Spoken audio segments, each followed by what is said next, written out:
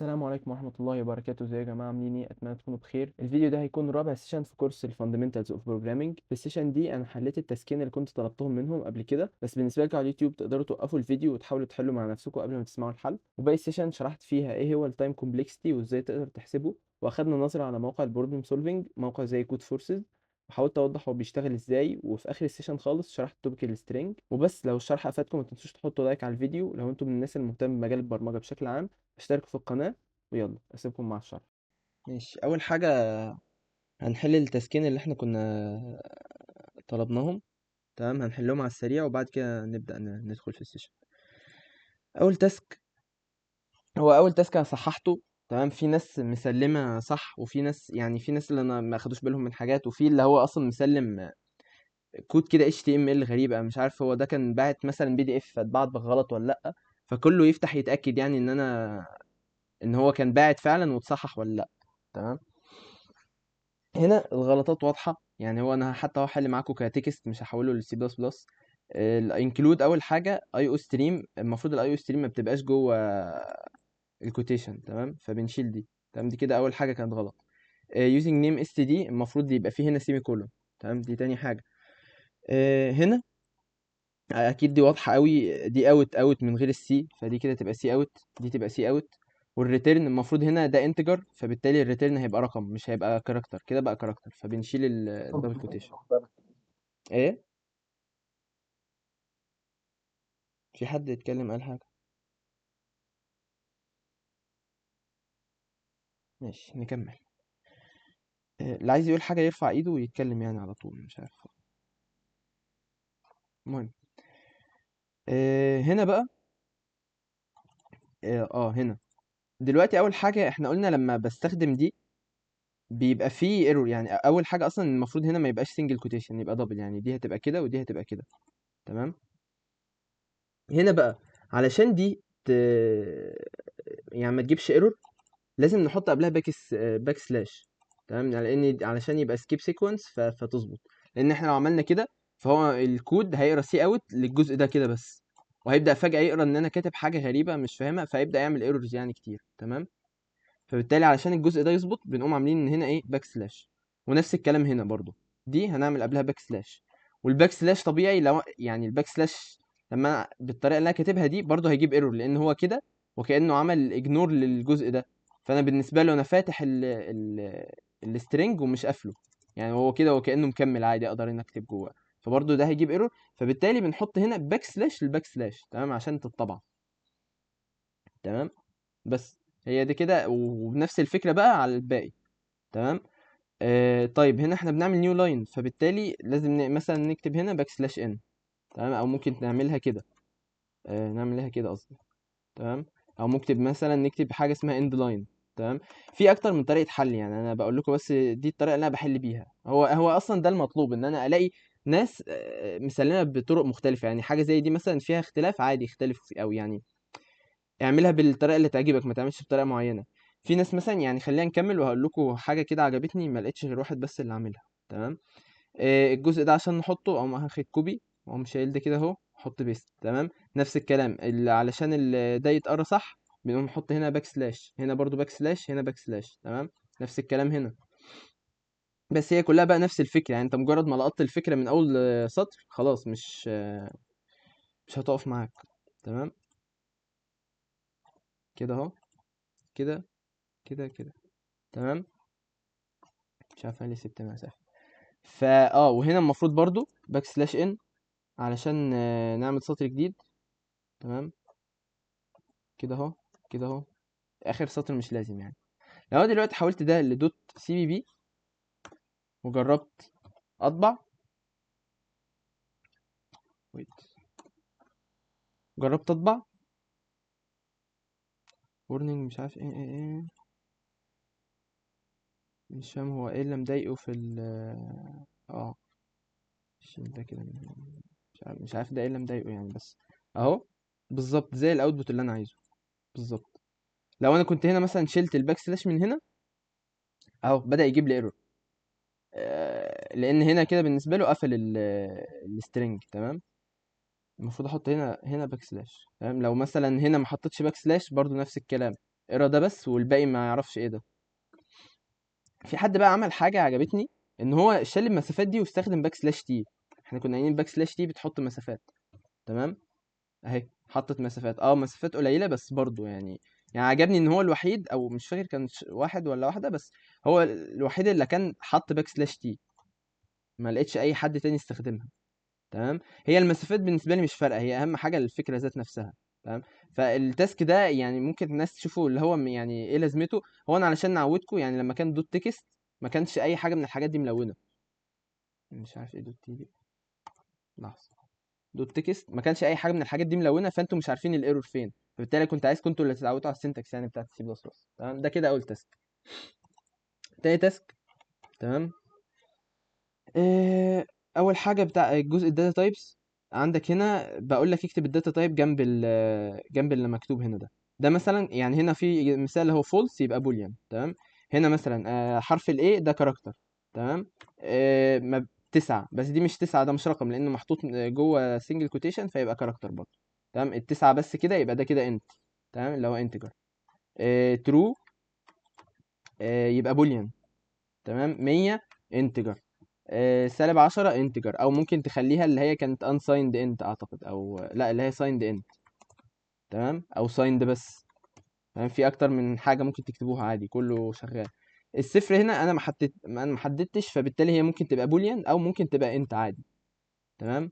الفولس طبيعي تبقى بوليان.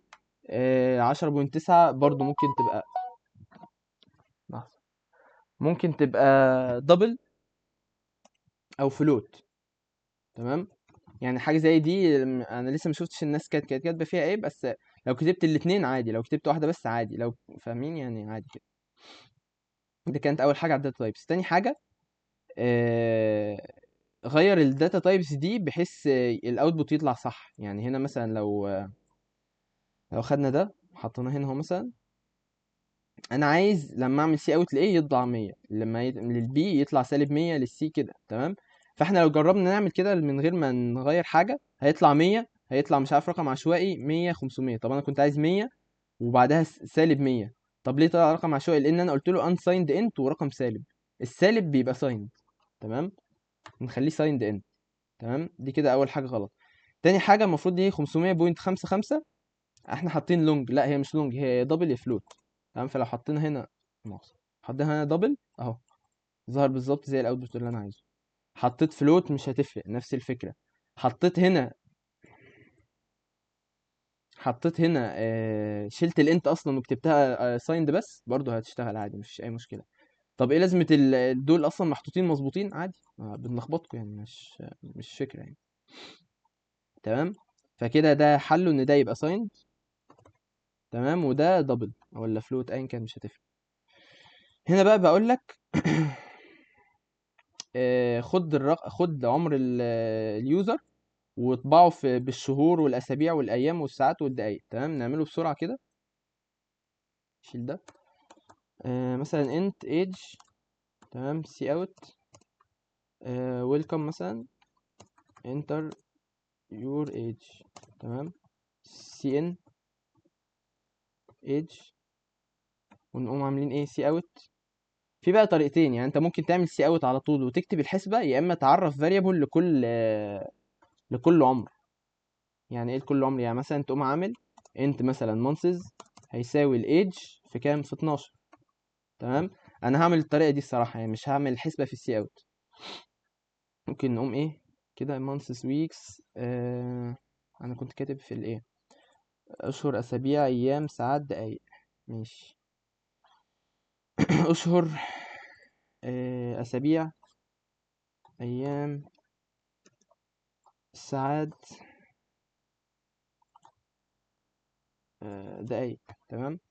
فالاشهر بتتحسب ازاي؟ العمر في 12. تمام. طب الاسابيع المفروض الاشهر في كام، في 4. تمام. الايام هتبقى الاسابيع في 7. تمام. الساعات هتبقى الايام في كام، في 24. تمام. الدقايق هتبقى الساعات في 60. تمام. فهي حرفيا مفيش اي فكره في الكلام ده كله، انت بس ايه كنت عايزك تطبق بس كتير بايدك يعني. فنقوم عاملين سي اوت مثلا your age in months مثلا هيبقى كذا. ثانية وخلينا ناخد الجزء ده كده كوبي ونكتب ايه months مثلا. تمام. باك سلاش ونعمل your age in weeks. تمام weeks. حاجات بقى ايه يعني عادي مش ما فيهاش اي فكرة. ثانية age in days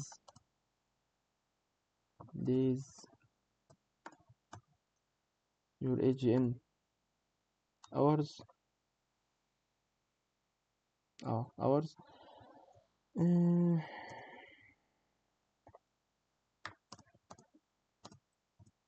your age in ايه اخر حاجة minutes باين. تمام نكتب minutes. كتبتها ايه ماينس دي اكتبها منها ماشي. تمام فهي ده يعني الهدف اصلا من التاسك ده ان تعودوا ايدكم على اللغة يعني بس مش اكتر.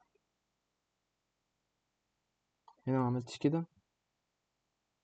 لو عملت بقى فورمات كده كليك يمين فورمات دوكيمنت اهي. نعمل بقى نطبع مثلا عمري 20 مثلا نقوم كاتبين كده. تمام تاني عشان بس البتاع اللي ما كانش ظاهر ده اهو.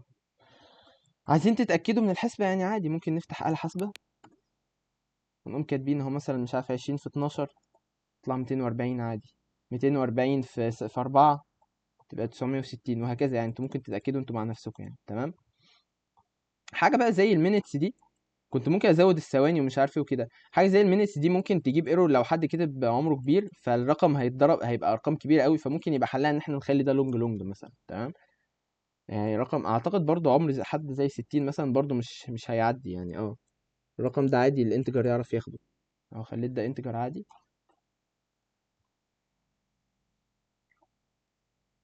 اهو نفس الرقم عادي ف ممكن نخلي ده احتياطا لونج لونج يعني. تمام. بس ده كده ايه اخر حاجه في الداتا تايبس. السوليوشنز دي مجمعها لكم يعني في حته وهبعتها في الاخر يعني عشان اللي عايز يراجع. ماشي. تاني جزء الاوبريتورز. بيقول لك يوز الارثمتيك اوبريتورز وبدل العلامات الاستفهام بالاوبريتور الصح. ايه الارثمتيك اللي هو ايه الجمع الطرح الضرب القسمه المودولس. تمام. انا عايزك تطلع نفس الرقم ده. تمام ف 3 زائد 3 ب6 فيبقى هنا 3. تمام. 3 ايه اللي اعمل ايه ما بينهم علشان يطلع 6 مثلا. احنا ممكن نعمل حاجة زي 3 في 3 ناقص 3. 3 في 3 بكام ب9 ناقص 3 ب6 تاني. تمام. هنا ممكن اعمل نفس الفكرة برضو 3 في 3 ناقص 3. تمام. هو المفروض ما نكررش يعني انتوا ممكن تكتبوا اي حاجة انا بديكم مثلا اللي بيجي في دماغي دلوقتي على طول يعني مفيش حاجة ثابتة انا بمشي وراها يعني. تمام. ثاني كده بس عايز اعمل حاجة. آه، ماشي خلاص. طيب 3 طب ايه نعملها ازاي دي. ممكن نقوم عاملين 3 في 3 يعني ده كده الناتج بتاعه بقى ايه 9 على 3 فكده ولا كأني عملت حاجة وكأن كل ده الناتج بتاعه ب3 زائد 3. تمام فبالتالي برضو الناتج هيبقى 6. هنا مثلا قوسين في بعض ممكن نقوم عاملين ايه 3 في 3 ناقص 3 على 3 ثانية 3 في 3 ب9 ناقص مم، بلاش هنا ناقص خليها على مثلا 3 على 3 حرفيا بقت لا كده غلط برضو ويت. ممكن حد يرفع ايده ويقترح عادي يعني انا لسه بفكر معاكم دلوقتي مفيش حل ثابت في دماغي يعني. عملت العلامة الأخيرة. امم إيه، لا هي العلامة الأخيرة زي ما هي، وخلي الضرب جمع، جمع فتبقى صح 6 على الواحد. بالظبط تبقى 6 على 1 عادي. تمام. هنا دي متكرر طبعا ما تكررش نفس الاوبريتور بقى في كل حتة يعني هات بدايل تانية ممكن حاجة زي 3 زائد 3 زائد 3 ناقص 3 فبقى يعني كأنها 6 زائد 0 عادي يعني. تمام. في ايه تاني مثلا 3 على 3 دي ب1 مثلا في 3 زائد 3 اللي هي 6، يعني وكأني عملت 1 في 6 بس. احنا لو جربنا كل ده بقى هنا وجربنا نطبع هنلاقي 6 6 6 6 بس. فدي برضو عشان تتعودوا بس على الجمع والطرح والحاجات دي. ماشي. هنا بقى بيقول لك نفس الفكرة، بس استخدم دي كان جزء في اللي انا بعته، ما كنتش بعت الجزء ده. فلو حد يعني كنت انا بعت على الواتس التصحيح بتاعه يعني. تمام. لو حد كان حجته انه ما عرفش يحل بسبب الحوار ده فما مفيش مشكلة. اتفضل يا كريم قول. هو انا حليته، بس حليته بالقيم بتاعت اي بي سي اللي فوق. يعني كان في قيم اي بي سي فوق، ففكرت الاثنين تبع بعض، فقمت حليتها بالقيم اللي فوق. اي بي سي دول اه. شغال. شغال عادي مش مشكلة ماشي. تمام. هي اهم حاجة تعرف تستخدم وخلاص الريليشنال واللوجيكال اوبريتور. تمام. هما ايه اللي هما ايه اصلا؟ اصغر من او يساوي. تمام. اكبر من او يساوي.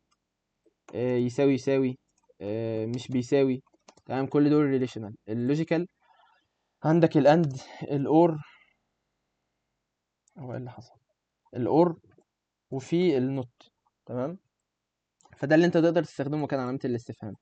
هنا مثلا على الارقام دي هي عادي يعني بدل اهم حاجة انت بس على الارقام دي ماشي شغال شغال. هنا مثلا انت عايز الناتج يطلع بترو. طيب الايه، ايه بالنسبة للبي الايه اقل، فممكن نقوم قايلين ان البي اكبر اهو، ده هيطلع ترو. او اكبر من او يساوي ده هيطلع ترو. او انت لو حطيته اند اللي هي اند قصدي شغال برضو، لان رقم اند رقم بترو عادي ما فيش اي مشكله. رقم اور رقم بترو طول ما هو الرقم ده فوق الواحد، او طول الرقم يعني لو كانت واحد وصفار ماشي. بس هي لما بتبقى ارقام كبيره عادي وكانها بتتعامل وكانها واحد، يعني 10 وكانه بالنسبه للريليشنال دي اللوجيكال وكاني بقول له واحد اور واحد. لما يبقى 10 و25 كده واحد اور واحد. تمام. بتفرق بس لما يبقى صفر وهكذا يعني. خلاص خلينا نسيب دي مثلا. احنا قلنا في الاخر كده مثلا عليها اكبر من او يساوي. طب السي ايه بالنسبه لايه؟ برضو السي اكبر من او يساوي. تمام. لان احنا في كله عايزين يطلع ترو. طيب ايه زائد سي هتطلع بتساوي البي، فنقوم عاملين ايه ايكوال ايكوال. تمام. اللي هي ده بيساوي ده. ماشي. السي ايه بالنسبه للايه تاني دي متكرره، يبقى ما نستخدمش اكبر من او يساوي. حاجه جديده ممكن نخليها مثلا اور عادي خالص. السي والبي مثلا البي اكبر عاملين كده. ممكن نشيل يساوي عادي مش مشكله. حاجه زي دي. دول مثلا ممكن نستخدم فيهم الاند عادي. يعني هنا اند انا بحب اقولها اند عشان بكتب اتنين بس مش أكتر، بس هي اند عادي. او اور مش هتفرق خالص يعني. تمام. او انتوا عارفين هي متكرره تحت تاني ماشي نخليها في اللي تحت. هنا مثلا احنا ممكن نعمل ايه؟ الاي والبي، البي اكبر صح. طب هقول له لا الاي اكبر، فده هيطلع فولس. فانا قايل نوت للفولس، فنوت فولس يعني ترو. تمام. حاجه زي دي ممكن بقى نقوم عاملين ايه؟ نقوم قايلين الاي اكبر، بعدين نقوم هنا ايه نقوم قايلين البي اكبر عادي ونعمل ده اور ده.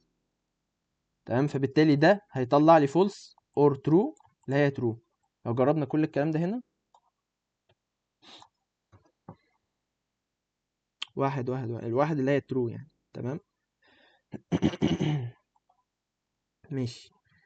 اخر حاجه في الاوبريتورز المساله برضو اللي ما الاي اي ما عرفش يحلها دي، ده انا لحد دلوقتي مش عارف هو ازاي ما عرفش يحلها. بس ده يدل ان هو مش بيفكر. تمام. إيه هي كده من غير اقواس. تمام. يعني هو انا كنت كاتب استخدم الاقواس علشان نطلع الاوتبوت ده.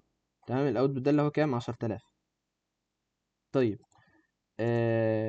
هي من غير اقواس الحسبه ازاي؟ هنلاقي ايه 10 زائد 20 في 10. يعني خلينا بس نكتبها كده مع بعض عشان ايه من هنا وخلاص. 10 زائد 20 في 10 زائد 20. تمام. 10 زائد 20 في 10 زائد 20 زائد 10 في 10 في 10. تمام. لو احنا جينا نعملها من غير قواس احنا عارفين ان اول حاجه الضرب، فهتبقى ايه 10 زائد 30. تمام. اللي هو الضرب ده. بعدها الضرب ده هتبقى 10 زائد 30 ثانيه. زائد 20 زائد ال هما فين 1000. تمام. فبالتالي الناتج ايا كان بقى هيطلع كام، بس مش هيطلع اللي احنا عايزينه، يعني هيطلع 1000. هو انا ليه قلت المفروض دي 200؟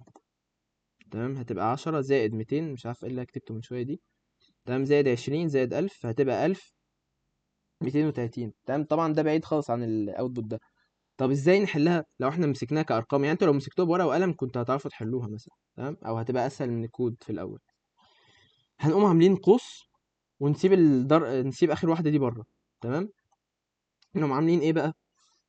نقوم عاملين نجمع دول الاول، فهتبقى 30. هتبقى 10 مثلا زائد 20. تمام. مضروبه في دول. يعني انا عايز اخليها 30 في 30 اهو، تبقى 10 زائد 20. تمام. يعني انا حطيت قوس هنا وقوس هنا. تمام. زائد 10 في 10 عادي، يعني مش محتاجه قوس اعتقد. اهي 10 في 10، والعشرة الاخيره بره. تمام. فاحنا لو حطينا الاقواس دي، يعني انا برضو انا اعتقد على الواتس كنت كاتبها غلط. كنت نسيت احط الاقواس دي. تمام. لو انا كده عملت كده اهو، اللي دي هنا. تمام. هنخلي a زائد b مضروبة في a زائد b، يعني 30 في 30 مجموعين على 100 مضروبين في 100. لو احنا جينا نعملها بايدينا مثلا، هتبقى 30 في 30 زائد 100 مضروبة في 10، اللي هو هيساوي. وطبعا ده في قوس، يعني عشان بس ما حدش يقوم ضرب 100 في 10. 30 في 30 900 زائد 100 يعني بقت 1000. فبقى 1000 في 10 اللي هي 10000. خلاص. لو جربنا نعمل كده اهي 10000. تمام. ليه الاي اي ما عرفش يحلها مش عارف، بس ده يدل ان هو مش بيفكر يعني من الاخر. تمام. ندخل بقى على الكونديشنز. باستخدام الاف كونديشن. شوف اليوزر انبوت ده، خلينا نكتب ده هنا الحل كده احتياطي برضو. كان دي كده هنا، دي ماشي، دي هنا كده. تمام. هنا اول حاجه كنت طالبها في conditions، شوف الرقم ده even ولا odd، يعني زوجي ولا فردي. ازاي نعمل حاجه زي كده؟ باستخدام باقي الاسم. تمام. يعني انت مثلا number سي اوتبوت، سي اوت قصدي، انتر a number مثلا. ايه لازمه السي اوت والحاجات دي؟ علشان اليوزر يعرف، يعني احنا عشان مبرمجين فعادي، احنا ما احنا عارف بنشوف بس الكود شغال ولا لا. بس افرض البرنامج ده راح ليوزر فجاه كده، هيلاقي شاشه سودا. يعني لو دي حاجه زي دي كده مش مكتوبه سي ان نمبر مثلا، هو اهو ايش دران ان هو المفروض يدخل حاجه. تمام. وكواحد يوزر ملوش اي علاقه بالبرمجه، فعشان كده احنا بنحط حاجه زي اللي هو ايه انتر نمبر. تمام. كده اهي بقت باين اكتر، مثلا هيفهم ان هو يبقى اكتب رقم خلاص ماشي. ازاي بقى نتاكد ان هو فردي ولا زوجي؟ باستخدام اف. لو باقي اسمة الرقم ده على الاتنين طلع بصفر، يبقى هو زوجي. نقوم عاملين سي اوت the number is even اهو. مش عارف اكتب ماشي. else غير كده يبقى فردي، مفيش احتمال تالت. يعني احنا كنا ممكن نعمل else if، بس هو حرفيا مفيش احتمال تالت فخلاص. تمام. نجرب. نكتب مثلا 10، 10 زوجي. 9، 9 فردي. 81 فردي. ايه تاني مثلا 200 عادي. خلاص كده هي ده اللوجيك بتاعها. تمام. ده كده بتاع ال even ولا odd. تمام. هنا بقى بيقول لك use الترنل اوبريتور علشان تطلع نفس الكود ده، نفس الاوتبوت. طيب خلينا ناخده هنا، شيل ده كده اهو. اول حاجه بيقول لك الباي دي اختصار لبيرس يير، الاس دي اللي هي السالري. فبيقول اول حاجه بيتشيك لو البيرس يير اكبر من 80. تمام. والسالري اقل من 600 هيطبع اوكي. لو السالري اكبر من 600 هيطبع هاي. تمام. لو اصلا البيرس يير اقل من 80 يبقى نوت اوكي. تمام. يعني احنا هنا لو طبعنا المفروض هيطبع اوكي معانا اهو. تمام. ازاي بقى نستخدم ترني اوبرتو عشان نعمل كل ده؟ هما زي اتنين اف جوه بعض. تمام. فاول حاجه نعمل اللي بره خالص، نعمل اللي هي دي، انا عايز اقفل، نعمل دي ودي. تمام. فهنقوم عاملين ايه، باي اكبر من 80 لو هي ترو، ولو هي فولس. انا بحب اكتبها كده الاول، يعني بقوم بحب اكتب علامه الاستفهام. المفروض هنا اكتب لو هي ترو، تمام. هنا بكتب لو هي ترو، وهنا بكتب لو هي فولس. تمام. فانا بحب اكتبهم كده الاول. بحب احط النقط دي الاول كده، علامه الاستفهام والنقطتين فوق بعض والسيمي كولون. بعد كده ببدا اكتب كل حاجه جوه بعض. تعال نشوف الاسهل. لو هي فولس هيطبع سي اوت نوت اوكي، فنقوم اخدينها كده ونقوم حاطينها اهو. تمام. لو هي بقى ترو، في ترن اف كونديشن تانية جواها، هنعملها ازاي؟ نفس الفكره برضو. هي هنا بالشرط لو الاس اقل من 600 فنكتب اس اقل من 600، لو هي اقل من 600، ولو هي اكبر من 600. تمام. لو هي اقل من 600 ايه اللي هيحصل؟ هنسي اوت اوكي. هم واخدين ده كده اهو، اوكي. لو هي اكبر من 600 يبقى هاي. نشيل دي بس من هنا، يبقى هاي. برضو نشيل دي من هنا بس. حرفيا لو عملت كده اهو طبعا اوكي اوكي نفس الكلام. تمام. المنظر ده ممكن يلخبط شويه، فساعات بنقوم حاطينه جوه قواس. لما يبقى فيه اف جواه اف كده اهو بيبقى قوه قوس، يبقى كده ايه، لو هي اكبر من 80 ده اللي هيحصل. تمام. لو هي اقل ده اللي هيحصل. طب لو ده اللي حصل هنشوف ايه. لو هي اقل من 600 ده اللي هيحصل، لو هي اكبر من 600 يبقى ده اللي هيحصل. تمام. لو غيرنا حتى عشان نتاكد، خلي ده اكبر من 600 مثلا، المفروض الاتنين يطبعوا ايه، نوت اوكي باين هاي. الاتنين طبعوا هاي. لو غيرنا دي غيرناها ل 15 اي حاجه مش فارقه، هيقول لك نوت اوكي. طب بما ان الاتنين بيطلعوا نفس الاوتبوت يبقى الاتنين بيشتغلوا نفس الشغل يعني. تمام. ده كده كان تاني حاجه. تالت حاجه وهي اطولهم شويه، ان احنا نعمل آلة حاسبه باستخدام سويتش. تمام. الآلة الحاسبه دي بتاخد رقمين من اليوزر، وبتسأله انت عايز تستعمل انهي عمليه. تمام. نعملها سريعا. اول حاجه نمبر واحد مثلا، نمبر اتنين. تمام. ايه تاني هنستخدمه؟ هنستخدم الاوبريتور. الاوبريتور عباره عن كاركتر. تمام. اول حاجه نعمل سي اوت مثلا، ويلكم برضو، بليز انتر تو نمبرز مثلا. تمام. سي ان نمبر واحد، نمبر اتنين. دي كده اول حاجه. بعد كده سي اوت بليز تشوز ان اوبريشن، عشان بخير بقى اليوزر انت عايز جمع، ضرب، آه طرح، اسمه، موديلوس.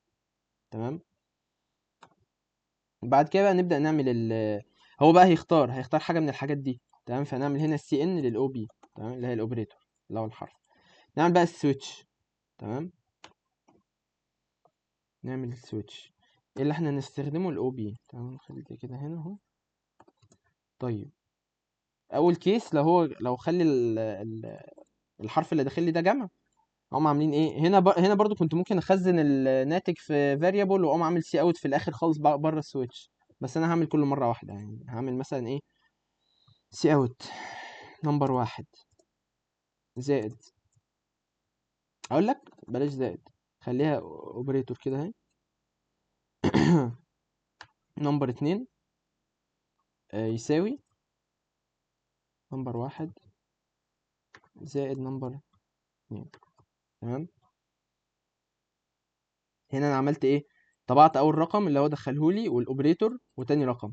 هما كده غالبا هيبقوا لازقين في بعض، فانا ممكن اقوم اعمل مسافة كده بس. تمام. دي تظبيط اوتبوت بس مش اكتر، يعني حاجة ما فيهاش لوجيك. الله. ماشي. تمام. عشان بس المسافات تبقى شكلها حلو يعني. هطبع اول رقم، بعدها العلامة اللي هو مدخلها لي، بعدها تاني رقم، بعدها يساوي والناتج بقى، لان انا عارف ان هو في حالة الزائد. ممكن اشيل دي واحطها زائد اصلا، يعني ممكن اشيلها واقوم حاططها زائد. تمام. بس انا بحبها كده. تمام.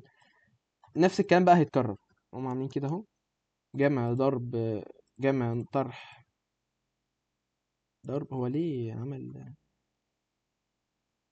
ليه كده اهو؟ ماشي. جمع، طرح، ضرب اسمه موديلوس. تمام، نقوم قايلين هنا في حالة الطرح هيبقى ايه، هنغير ده بس يبقى طرح. في حالة الضرب نخلي دي ضرب، وفي حالة القسمة يبقى دي قسمة، وفي حالة الموديلس خلي دي موديلس عادي. تمام. في بقى الديفولت دي اللي هو ايه، طب افرض هو ما دخلنيش ولا حاجة من الحاجات دي، ممكن اقوم اعمل له سي اوت رونج. اتفضل يا كريم. الاسم لو قسم على صفر، انا كنت عاملها لما حليتها اللي هو لما يقسم على صفر، عملت اف كونديشن يعني في جوه جوه الكود. السويتش، حلو حلو، دي برضو لو اهي قسم دي على زيادة صفر من عندك. اديله إن كنت بتقول ايه تاني؟ لا هي دي بس يعني. تمام. ما هو ده كده مظبوط، يعني في ناس ممكن تقوم حلة كده وخلاص، في زي حد يعمل زيك يقوم مزود لو هو صفر، يعني ممكن نقوم اهو اللي انت كنت بتقول ان انت عملت اف نمبر 2 ده صفر مثلا، بريك على طول، او تعمل سي اوت كانت مثلا ديفايد باي زيرو مثلا، اه تعمل بريك عشان تخرج بره السويتش اهي. دي طريقة مثلا اهي. طيب نكمل. كنت بقول في حالة ان هو لو ما دخليش اي حاجة من الحاجات دي، اي حرف من الحروف دي او الاوبريشن من الاوبريتورز دول، هنقوم قايلين له رونج مثلا انبوت بليز، رونج انبوت رونج انبوت بليز ستارت اوفر مثلا، ولا اي حاجة يعني. تمام. طيب لو جينا نجرب اهو، ويلكم انت رقمين 10 و20 مثلا وعايز جمع اهو، 10 زائد 20 ب30. تمام. هنا بس اسيب مسافة. ماشي. 10 20 طرح 10 - 20 بقى -10. 10 20 ماشي ضرب اهو. هنا بقى نيجي للنقطة القسمة انت قلت اهو، لو احنا مثلا عملنا 10 و0، ايا كان بقى وقلت له اسم قلت له اسمه، هيقول لي كان ديفايد باي 0 وقفل. طب في حاجة تانية برضو ما هندلناهاش، لو 10 و20 واسمه صفر، المفروض 10 20 بنص. ليه؟ لان هنا ده انتجرز اهي، فين هنا دول انتجرز مش فلوت او دبل، انا عم عاملهم ان هم انتجرز. فعشان نحل حاجه زي دي نقوم عاملين فلوت مثلا كده اهو، فلوت لكل رقم لوحده، لان لو فلوت للناتج كده اهو، لو كنت عملت فلوت لنمبر واحد على نمبر اتنين ما كان هيطلع صفر برضه. هنا بقى لو جينا نجرب دلوقتي 10 و20 اسمه اهو نص، فدي برضه حاجه المفروض تتهندل. حاجه تانية ان افرض مثلا هو دخلك ارقام كبيره قوي وجيت انت تضربها، يعني مثلا حاجه زي كده اهو، كده لا كده عشان بس ما يجيبليش ايرور خالص، كده مثلا ارقام كبيره قوي وقلت له ضرب، طلع لي بالسالب، لان كده عمل اوفر فلو والانتجر ما قدرش يخزن كل الرقم ده. فبالتالي احنا ممكن من الاول كنا نخلي ده لونج لونج اصلا. تمام. لو جينا نعمل ما اقدرش اعمل نفس الانبوت على طول، ماشي. لو جينا ندخل شويه نفس شبه الارقام اهو وضرب اهو، ما عادتش سالب بقى، بيهندلها صح اهو. تمام. ونفس الفكره كانت في الجمع، افرض هو دخل لك رقمين كبار قوي عايز تجمعهم، او رقمين كبار قوي عايز تطرحهم، فكان من الاول المفروض نستخدمها لونج لونج. تمام. وحته الفلوت دي كده ممكن نشيل الفلوت نخليها دبل مثلا احتياطي، عشان لو دخل لي برضو ارقام عشريه كتير. تمام. ما جربناش الموديلس مثلا 10 و2 مثلا، وموديلس هيجيب لي صفر. طب 9 و2 موديلس هيجيب لي واحد اهو. نفس فكرة الزوجي والفردي. في حالة بقى انا دخلت حاجة مختلفة خالص، يعني في حالة ان انا جيت في جزء الارقام ودخلت كلام كده اهو مثلا. طيب نكمل. كنا بنشوف جزء اللي هو ايه، لو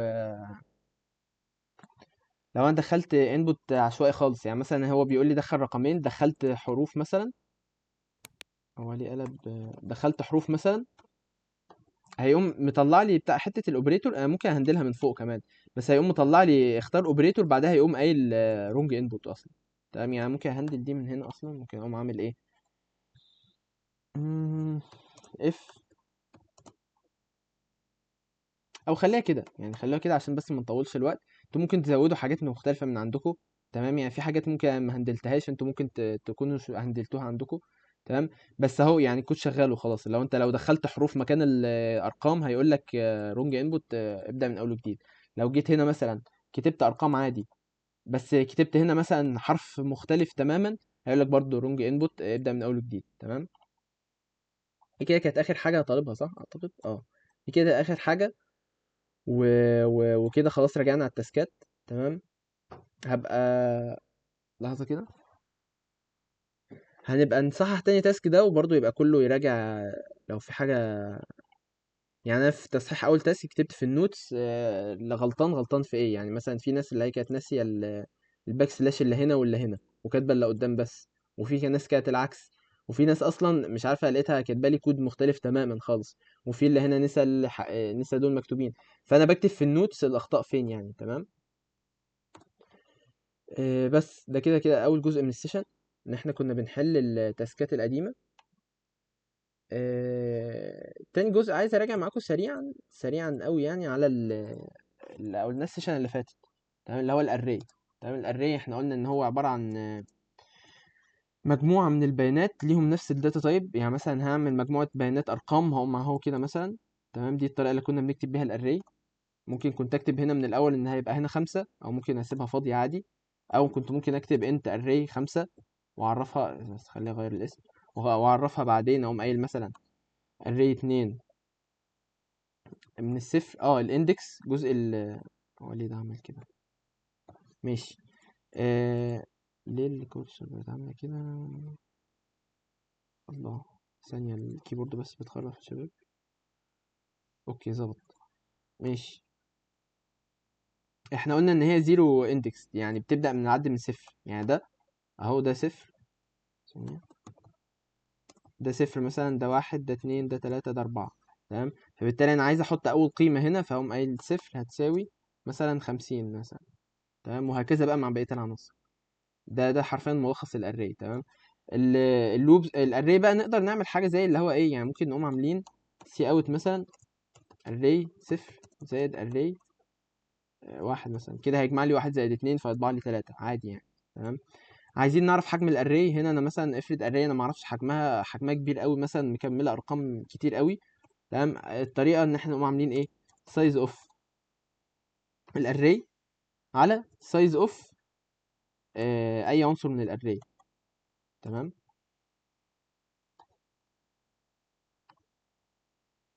اهو هو قال لي ان هو 5 عناصر. الطريقه دي ان هو بي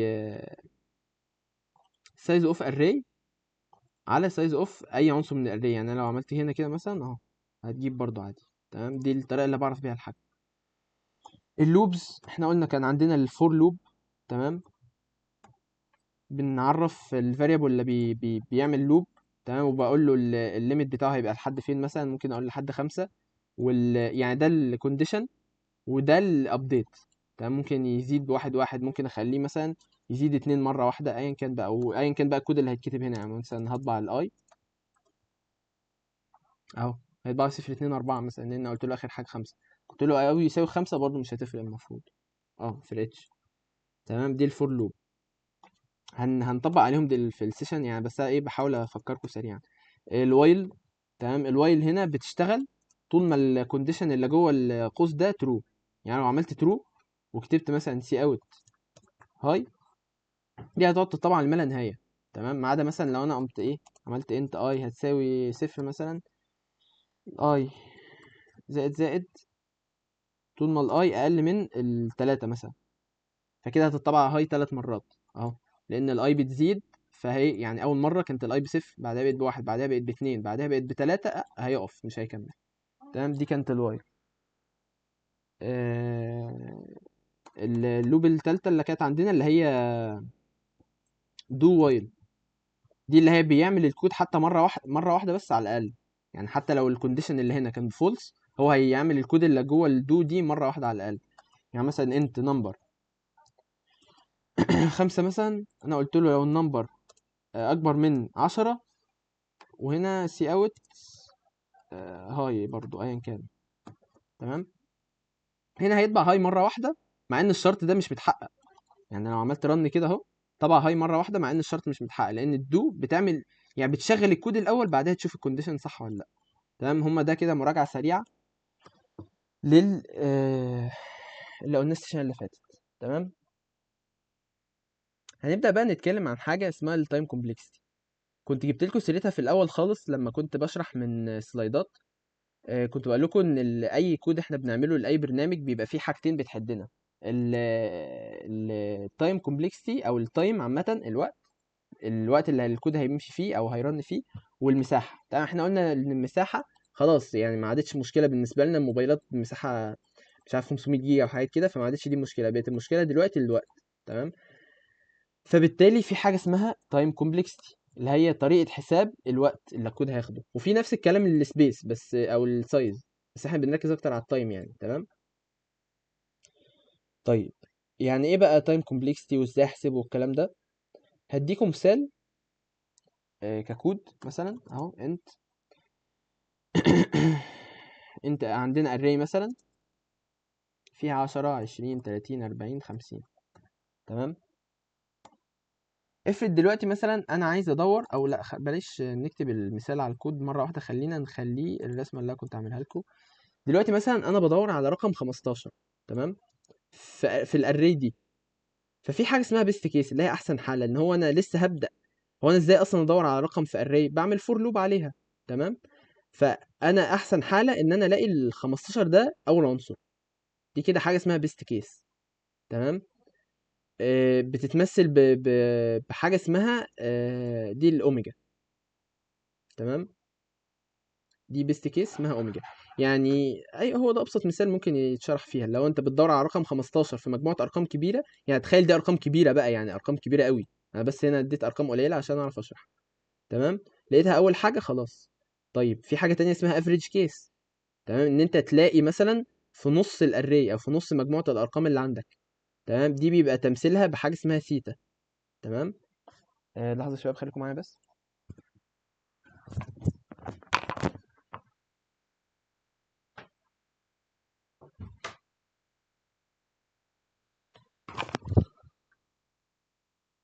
طب اكمل.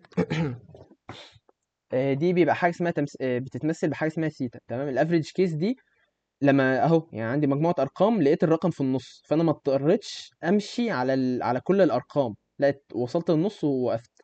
تمام. ورست كيس واللي هي اسوأ حاله، لما الاقي الرقم ده في اخر عنصر خالص، او في اخر عنصر في الاري خالص. يعني عندي مثلا 100 رقم، انا طلع الرقم اللي بدور عليه في هو ال 100. فانا كده اخدت وقت ان انا عديت على 100 رقم كلهم. فدي كده حاجه اسمها الورست كيس. تمام. دي بتتمثل بحاجه اسمها بيج او، او كابيتال من الاخر يعني. تمام. البيست كيس والافريج كيس دول ما لهمش اي لازمه. تمام. يعني او انا مش هشرحهم بالنسبه لي الصراحه في الكورس هنا. احنا بناخدهم في الكليه بس هما كتطبيق عملي ملوش اي لازمه. اللي مهم هو الورست كيس. يعني ايه؟ يعني لو انا مثلت لكم حاجه زي دي، مثلا انت عملت موبايل ابلكيشن، حاجه عملت موبايل ابلكيشن، جيت تعمل تشغله على موبايل حديث. الموبايل ابلكيشن اشتغل بكل سلاسه وما علقش ولا اي حاجه. جيت على موبايل قديم لقيته بيعلق وفي حاجات مش شغاله. فدي كده انت المفروض دي كده هتعتبر الورست كيس. يعني مثلا ان انت تهندل لو الموبايل قديم جه يفتح البرنامج يشتغل عادي. فهي دي كده الورست كيس. تمام. دي اللي احنا بنحاول نحسبها. تمام. يعني في طرق لحساب البيست كيس والافريج كيس، بس احنا اللي بنحاول نحسبه هي الورست كيس. تمام. أم... طيب لو انتوا عايزين مثال زي ده مثلا، او المثال ده أنا اطبقه، وهنا مثلا كاتب 15 5 10 مش عارف 15 5 10 اي رقم بقى، يعني مثلا 22 32 اي ارقام. تمام. هنيجي نعمل فور اهو. يعني لو احنا جينا ندور بكود بسيط اهو. ممكن هنا نستخدم فكرة السايز. نقوم عاملين سايز اوف array على سايز اوف array of 0 مثلا. تمام. نقوم عاملين كده اي زائد زائد. تمام. هنا استخدمت السايز بدل ما انا اكتبه مانيوال، يعني لان احنا في المثال ده احنا عارفين الارقام، بس افرض الارقام عندك كبيرة انت مش عارف تحدد السايز، فانا استخدمته بطريقه دايناميك اكتر يعني اهو، ان انا حطيته في فاريبل. تمام. هنمشي من الصفر، ان احنا قلنا الاري بتبدا بصفر اندكس لحد السايز. هنشوف لو الاري لو كنت بقول ايه، لو الاري اوف اي ده طلع بيساوي ال 15، يعني الرقم اللي انا بدور عليه في الحاله بتاعتنا هو 15. تمام. هتقوم عامل مثلا سي اوت نمبر فاوند مثلا، وتقوم عامل بريك. ففعليا في الحاله دي هيجي لسه يمشي، هيشوف اول عنصر array اوف صفر، هيلاقي 15، فيقوم على طول ايتم فاوند بريك. ممكن حتى نقوم نخليها افتر مثلا، ونخليها اي زائد واحد iterations مثلا. تمام. اهو جربنا كده اهو، number found after one iteration. تمام. فهنا مثلا مشي مره واحده بس حرفيا، لان لو كان مشي اكتر من كده كانت الاي هتزيد. يعني انا ليه كاتب اي زائد واحد؟ لان الاي بتبدا من صفر، يعني ممكن اسيبها كده اهو، بس هو قايل افتر زيرو iteration، لا هو مشي مره على الاقل، بس هي عشان زيرو اندكس، فبالتالي عشان نعرف نعد بالطريقه بتاعتنا بزود واحد.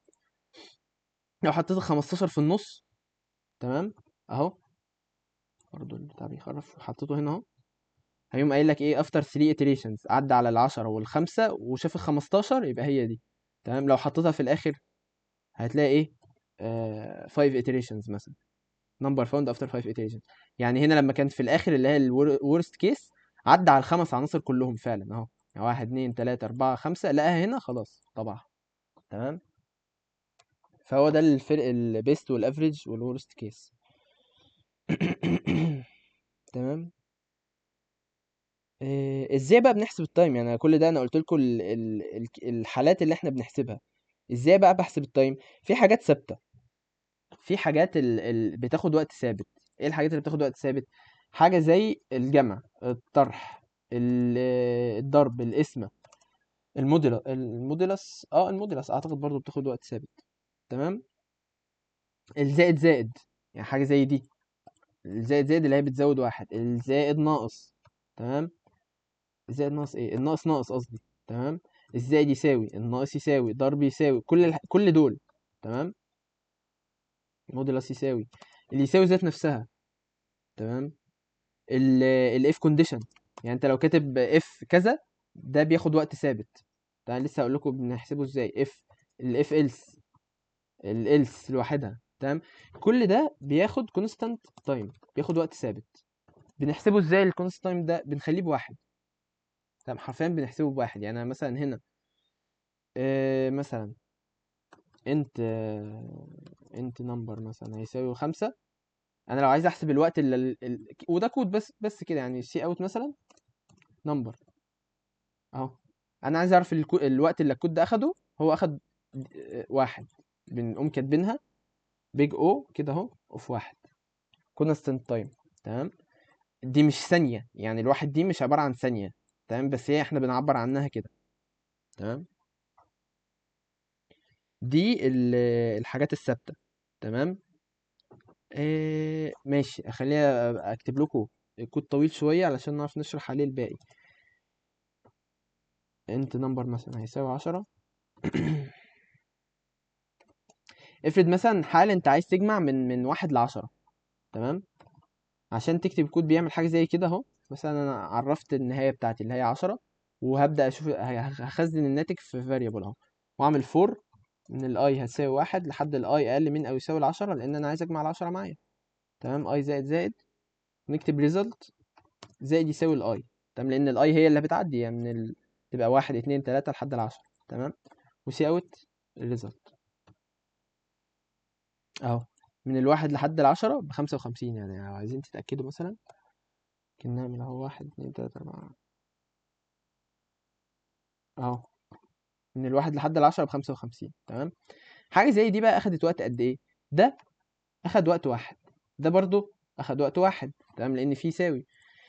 الفور لوب دي بقى، احنا قلنا إن الزائد يساوي دي بتاخد واحد، صح؟ الزائد يساوي دي بتاخد واحد. فالزائد يساوي دي اتكررت كام مرة؟ اتكررت 10 مرات. تمام. فكأنها أخدت، يعني خليها مش واحد، خليها بيج أو أوف واحد كده كده. تمام. أهو. فدي وكأنها أخدت بيج أو أوف 10 مرات. تمام. ال10 دي اللي هي ايه، اللي هي النهايه، انا ما استخدمتش ده هنا، اوكي. ال10 دي اللي هي ايه، اللي هي النمبر اللي انا اصلا قايل له يقف عنده، فانا اقدر اخليها نمبر، بيج او اوف نمبر، او ايا كان بقى الفاريبل اللي هنا ده، او يعني النمبر ده احنا بنقوم مختصرينه وبنقوم قايلين بيج او في ان. تمام، ان دي بقى اللي هي ايا كان اللي محطوط هنا. تمام. ف طيب ازاي بقى احسب البيج او بتاع كل ده او الوقت بتاع كل ده؟ انهم عاملين ايه، بيج او ثانيه، بيج او في واحد زائد واحد، تمام، دي زائد دي زائد الان. طيب الواحد دي حرفيا رقم يعني تافه جدا، والواحد برضه رقم تافه جدا، فكل ده من الاخر بيبقى الناتج بتاعه بيج او في ان بس. يعني الوقت اللي الكود ده كله هياخده هو بيج او في ان. الواحد دي من كتر ما هو يعني بياخد وقت قليل جدا جدا جدا، فما فيش يعني، وكأني بجمع زائد صفر مثلا. تمام. هو مش زائد صفر، هو زائد رقم ثابت، بيبقى اسمه كونستانت تايم. تمام.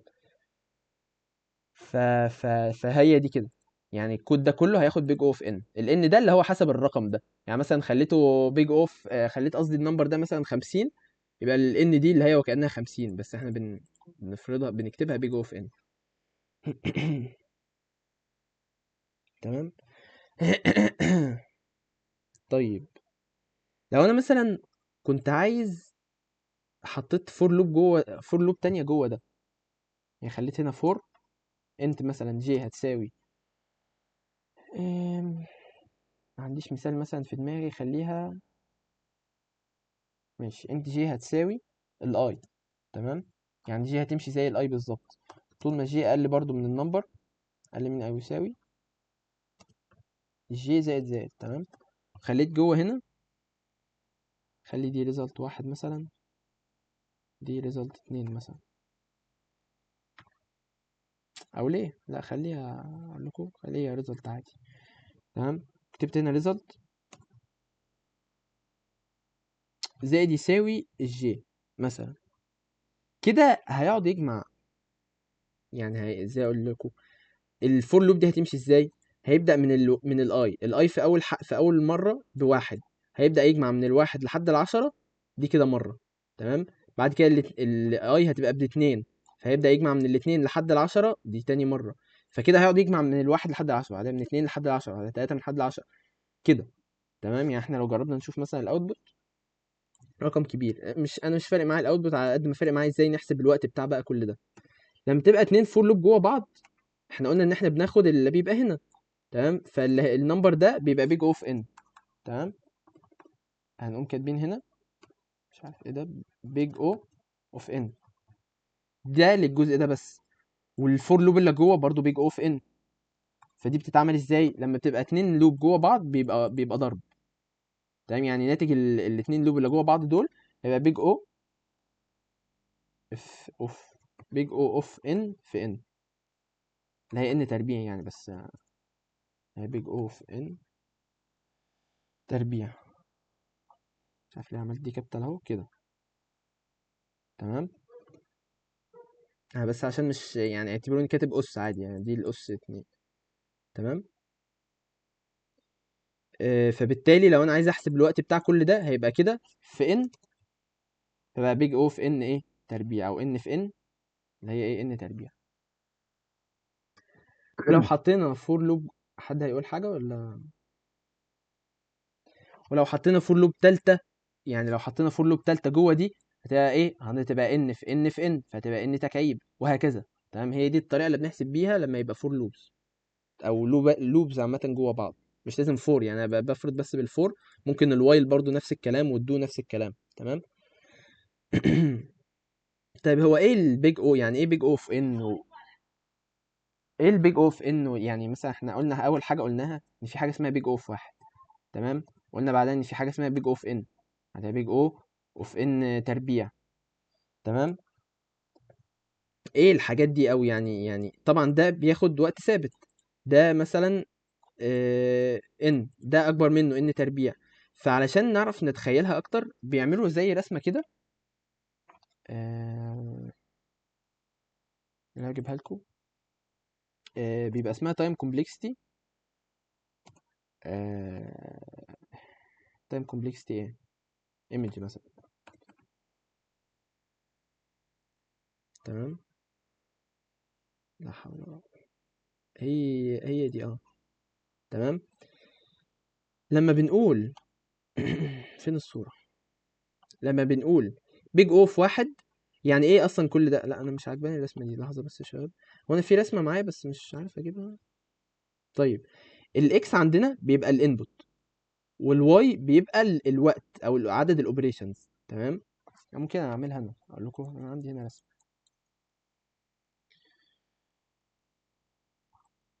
عايز اسود. ماشي. بيعملوها ايه؟ الاكس هو الانبوت. يعني ايه الانبوت؟ يعني كمية الداتا اللي هدخلها. تمام. الواي هو الواي هو الكمبيوتيشن او عدد المعادلات اللي هتتعمل. تمام. فاحنا عندنا أنا يعني أنا مش متاكد من الرسمه، بس هرسم رسم تقريبي. لما يبقى بيج اوف واحد بتبقى كده اصلا، كونستنت تايم احنا عارفينه. تمام. تبقى هو كده. لما تبقى بيج اوف ان بتبدا تعلى شويه. تمام. دي كده مثلا بيج اوف ان. تمام. لما تبقى بيج او اوف ان تربيع بتبدا تعلى اكتر. واخدين بالكم؟ يعني مجرد مثلا هنا الانبوت ايا كان الانبوت هي هتاخد بيج اوف واحد. هنا الانبوت يعني في نقطه معينه من الانبوت بيبقى ده هياخد وقت اكتر من الان تربيع اهي مثلا. ده هياخد وقت اكتر من الان، وهياخد وقت اكتر من الاو بيج اوف واحد. تمام. مش عارف، اتمنى تكون الفكره وصلت لكم. وبرضه نفس الفكره لو ايه تكعيب. تمام. اهو برضه في لحظه اللي هو هياخد وقت كتير قوي، يعني العمليات اللي هتتعمل حاجات كتير قوي قوي قوي مقارنه بالباقي، فده بالتالي هياخد وقت كبير قوي. تمام. ف... فهي في بقى ايه، احنا مش بتبقى ان وان تربيع وان تكعيب بس، بتبقى في زي حاجات كده معروفه اللي هي بتبقى ايه، بيج اوف واحد. اقل حاجه بتبقى بيج اوف واحد. تمام. اللي بعدها على طول اسمها ده اسمه كونستانت. تمام. ده يبقى اسمه كونستانت اللي هو ثابت، رقم احنا عارفينه. تمام. ايه هو الرقم؟ مش يعني هو بيبقى رقم احنا عارفينه خلاص. بعدها عندنا البيج او اوف لوج ان. تمام. ده اللوجاريثمتيك. لوجاريثمتيك. تمام. او لوجاريثميك اصلا. ده يعني ده هياخد وقت، ده هياخد وقت، ده اكبر وقت بعده. يعني ده ما بين البيج او في ان، يعني ده المفروض بيبقى هنا كده اللوج ان. تمام. اهو. بعدها اللينير. البيج اوف ان ده يعتبر اسمه لينير. تمام. اهو بيج اوف ان ده كده لينير. تمام. ايه اللي اكبر منه؟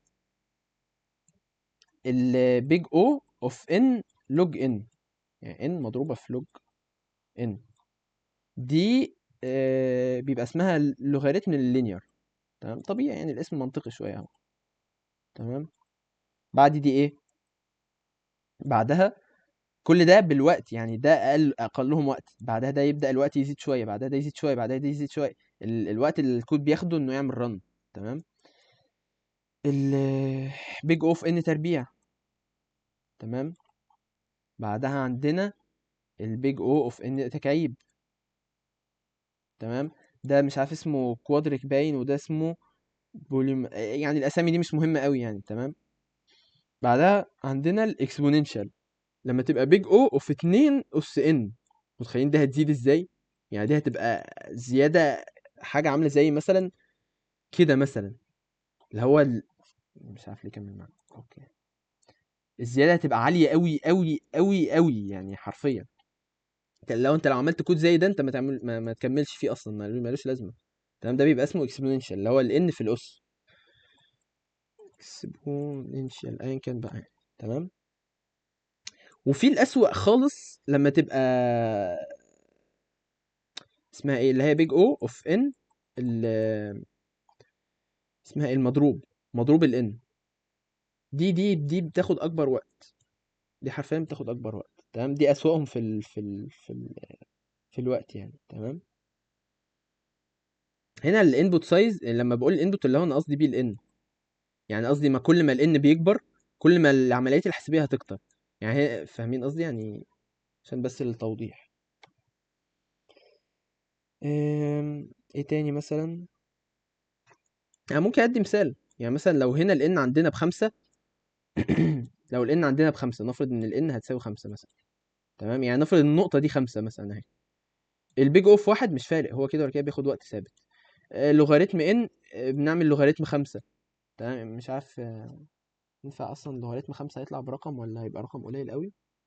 لوغاريتم 5 رقم قليل قوي، هو 6/10 مثلا، المفروض ان هو 6/10 اهو. هنا اخد 5، ان لوج ان لو عملنا 5 6/10 مثلا، انا بعمل ارقام تقريبيه، مثلا اخد 3. ازاي اخد 3؟ لان اللوغاريتم مش كاتبها صح كلها، يعني لو عملت في 5 مثلا برضو 3. المهم يعني ان المفروض هو ال n log n سابق ال n ولا لا؟ ال n log n بعد ال n، لان الاساس بيتغير. يعني ان هنا المفروض الاساس مش بيبقى 10 او حسب اللوب اللي عندي. يعني لسه هشرح ازاي الاساس بيبقى على اساس ايه، هو بيتغير، تمام. فمثلا هنا ال n لما تبقى n تربيع 5 هتبقى 25 مثلا، n تكعيب تبقى مش عارف 200 وحاجه باين. لما تبقى 2 اس 5 وصلنا لرقم كبير قوي 100 وحاجه باين. برضو ان مضروب ال n مضروب الخمسة، فمتخيلين الرقم قاعد بيكبر ازاي، تمام. اللوغاريتم انا قلت لكم هنقول ازاي بتتحسب. اللوغاريتم بتبقى امتى؟ يعني الفور لوب دي احنا قلنا ان لو عملنا كده اهو ريزلت زائد يساوي اي، دي كده بتاخد بيج اوف في ان. طب افرض الزياده ما كانتش زائد زائد، كانت آه، ضرب كده، يعني بتزيد باتنين، ده كده بقى ساعتها بيبقى اسمها لوغاريتم ان، تمام. يعني هنا اصلا الرقم الناتج هيتغير المفروض. اوكي.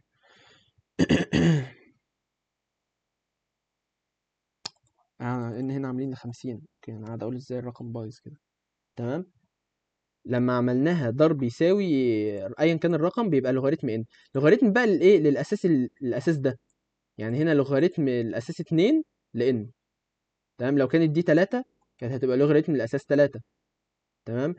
لما بتبقى ضرب او قسمه، يعني لو هي كانت هنا، لو كانت العكس او الاي اصلا بتبدا من رقم كبير وانا عايز اخليها لحد مثلا رقم صغير وبقسم كل شويه، فكده برضو لوغاريتم، تمام.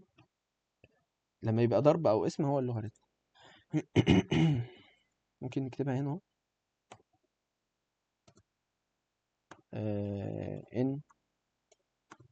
ان 4 مثلا، ان 4 لوب اف لو هي ضرب او اسمه كده بيبقى لوغاريتم الان، تمام. لو حد مش فاهم اي حاجه يوقفني عادي، يعني انا مكمل على اساس ان انتوا فاهمين. طيب استفدنا ايه بقى بعد كل ده؟ يعني حرفيا استفدنا ايه لو انا رجعت دي صفر، رجعت هنا لحد ده نمبر، ده هيزيد عادي بطريقه عاديه فيبقى بيج اوف ان، تمام. انا استفدت ايه؟ ان انا قعدت احسب كل الكلام ده. كده انا عرفت الكود ده هياخد وقت قد ايه. مثلا الكود ده في الاخر احنا قلنا ان هو هياخد بيج اوف ان، اللي هي دي اكبر حاجه من الاخر، يعني مش لازم نقعد نعمل الجامع والكلام ده، هو اكبر حاجه، تمام. خلينا نكتب هنا برضو الترتيب بتاعهم. في هنا ايه؟ بيج اوف لوج ان، وفي هنا بيج او اوف، هي بيج اوف ان، بعدها بيج اوف ان لوج ان. ان لوج ان دي حاجه ازاي تتعمل؟ لما يكون عندك مثلا لوب زي دي وجواها لوب مثلا فيها ضرب او اسم، او بيبقى فيها ضرب او اسم، فبيبقى ان في لوج ان، تمام. اكتب عليها مثال برضو كمان شويه. هنا مثلا نقول ماشي ان تربيع، وبعدها بقى ايه؟ بيج اوف ايه؟ 2 اس ان، دي الاكسبوننشال، بعدها بيج او اوف. وطبيعي برضو يا جماعه ما تفهموش كل حاجه من اول مره، يعني انا اخدت فتره كبيره قوي على بال ما الكلام ده فهمته قوي وعرفت ازاي استخدمه صح والكلام ده، تمام. فده كده الترتيب بتاعهم. احنا كده عرفنا ان الكود بتاعنا، الكود ده كله بياخد بيج اوف ان. طب استفدت ايه اما حسبت التايم؟ بدات اقول طب لا، افرض في طريقه تانية اعمل نفس الناتج ده بس بتايم اقل. يعني التايم ده مش عاجبني، عايز تايم اقل. في مثلا للمثال بتاعنا ده انا جبت قصدت اجيب مثال بسيط زي ده اللي هو بجمع ارقام. ان اكيد اخدتوا حاجه في الترم الاول في اللينير، باين اللينير الجبرا، مش عارف تاخدوها الترم ده ولا الترم الاول. عامه يعني في الرياضه كنا اخدين قانون اللي هو مجموع من واحد لان، او من واحد لرقم معين، ليه قانون رياضي. بدل ما اعمل فور لوب، نقوم عاملين مثلا سي اوت، انا عندي النمبر، بنقوم عاملين الرقم ده مضروب الرقم ده زائد 1 على الاتنين. تمام، خليه بس احط الاقواس عشان النتيجة تطلع صح. احط ده كده اهو، اهو لو عملت بس هنا مسافة اهو، مجموع من 1 ل10 بالفور لوب طلع ب55، بالمعادلة طلعت بايه؟ ب55 برضه. طب افرض هو انا مش كاتب كل ده، افرض انا كاتب كده بس اهو مثلا، متخيلين بقى في الفرق؟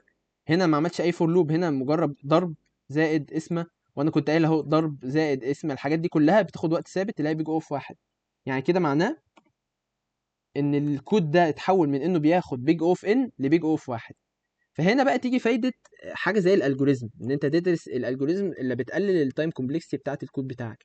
وبرده في الجوريزمز اللي بتقلل السبيس كومبلكسيتي، بس زي ما قلنا السبيس مش مشكله بالنسبه لنا الفتره دي. تمام، يعني هو اهم حاجه التايم. تمام، فهي دي لازمه ان احنا ندرس التايم كومبلكسيتي بتاعنا، ان احنا نعرف ايه ده التايم ده بياخد وقت كبير، طب لا انا عايز اقلله. تمام، ده كده شرح التايم كومبلكسيتي. في حاجه برضو، لو احنا عندنا اف مثلا، هكتب مثال بس سريع، 15 مثلا. هنا مثلا في فور انت اي يساوي صفر مثلا،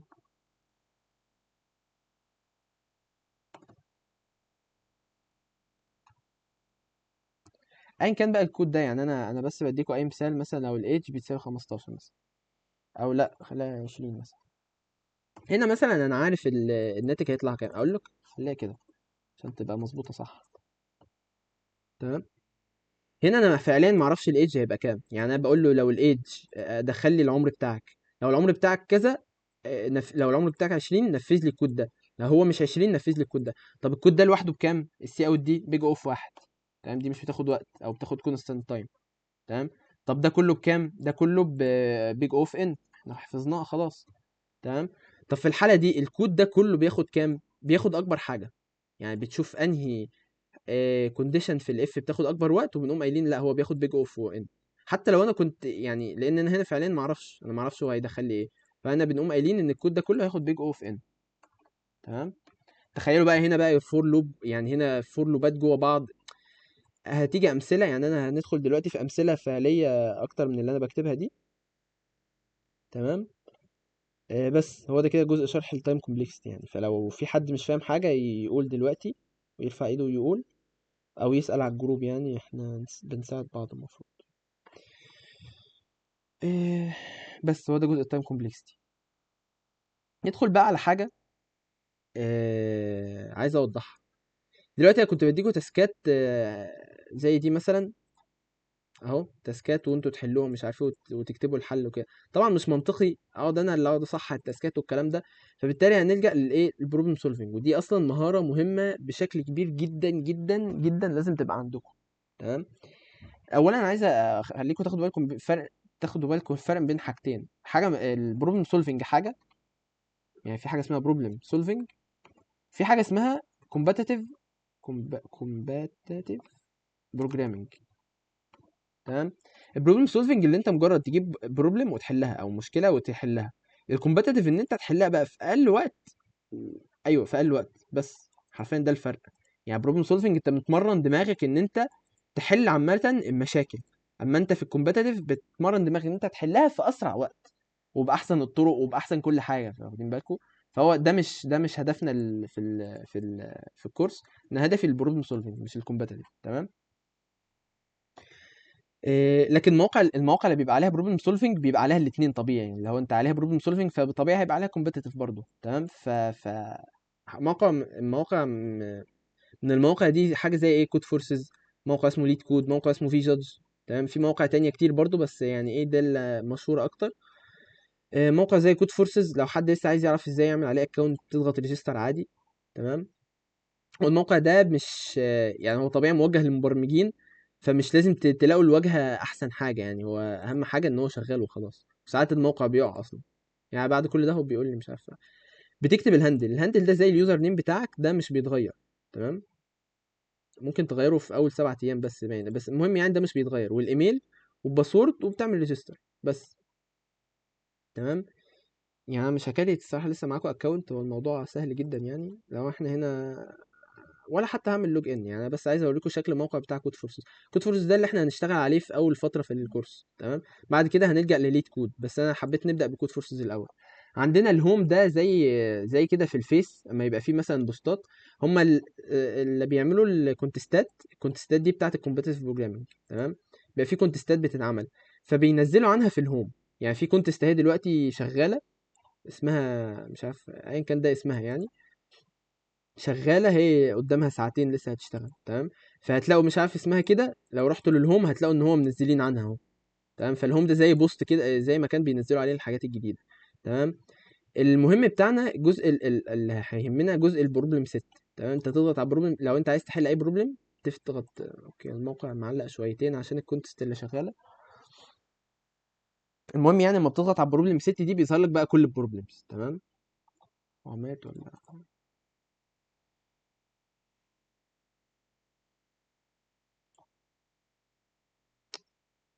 تمام اهو. بروبلمز كتير وكده. ازاي تبدأ تحل؟ دي الصعوبة ودي عدد الناس اللي حلوها. تمام. تضغط على الصعوبة عشان يبدأ يفرنطها حسب الصعوبة. دي كده أصعب حاجة، اضغط تاني فيبدأ يفرنط لك من أسهل حاجة. تمام. أسهل حاجة 800، وممكن تفرنط حسب الناس اللي حلوها. يعني مثلا دي حلها مش عارف ايه كام، 500 ألف واحد مثلا، دي 400 ألف. في مثلا حاجات هتلاقوا حلوها اهو.